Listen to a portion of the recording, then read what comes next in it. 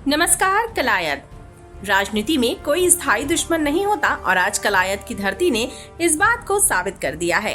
2024 के चुनावी रण में आमने सामने खड़ी दो बड़ी हस्तियां अब एक ही मंच पर नजर आएंगी।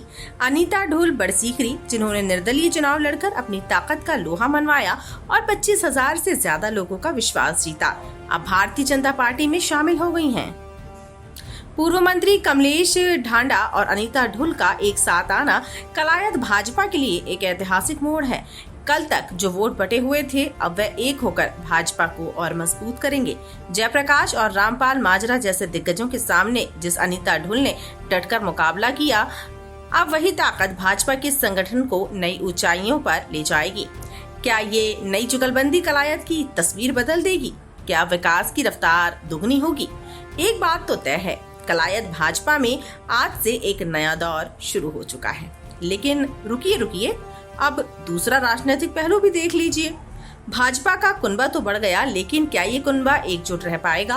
अनीता ढुल की एंट्री और पुराने दिग्गजों की घर वापसी ने कलायत भाजपा में हलचल तेज कर दी है। सिर्फ अनीता ढुल ही नहीं, बल्कि नगर पालिका के पूर्व प्रधान प्रतिनिधि राजू कौशिक, नंबरदार एसोसिएशन के प्रांतीय कोषाध्यक्ष संजय सिंगला और ठाकुर वीरेंद्र राणा ने भी भाजपा का दामन थाम लिया है। एक तरफ भाजपा इसे विजय अभियान मान रही है, तो दूसरी तरफ गलियारों में चर्चा है कि एक अनार और 100 बीमार वाली स्थिति पैदा हो सकती है।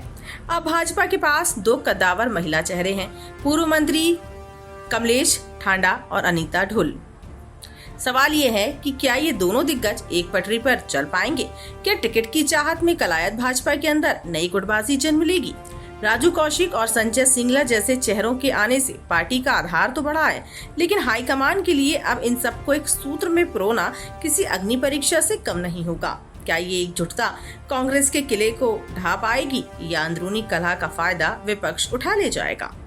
एक दिलचस्प बात, कलायत में अब भाजपा ओवरपावर्ड दिख रही है, लेकिन इतिहास गवाह है कि हरियाणा की राजनीति में जरूरत से ज्यादा दिग्गज जब एक साथ होते हैं तो चुनाव के वक्त बागी उम्मीदवारों की संख्या भी बढ़ जाती है। क्या आपको लगता है कि कमलेश ढांडा और अनीता ढुल की ये जोड़ी मिलकर कलायत में भाजपा को जीत दिला पाएगी या इनके बीच का मुकाबला पार्टी को भारी पड़ेगा?